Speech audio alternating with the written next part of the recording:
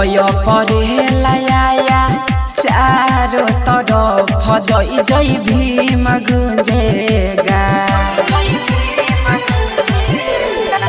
14 परे लाया चारों तरफ जय जय भीम गुंजेगा, जय जय भीम गुंजेगा।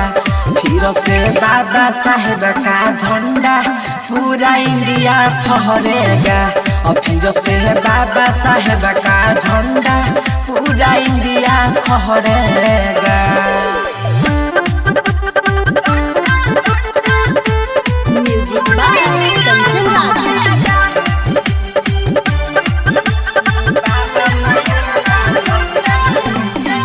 बाबा साहेब बहुजनों का सन थे, देश के खातिर वो बनाया संविधान थे।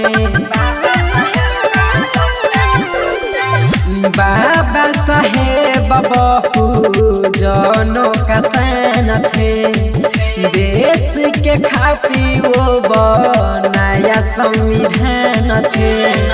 निकलेगा रैली भीमवादियों का भले विरोधी जरेगा।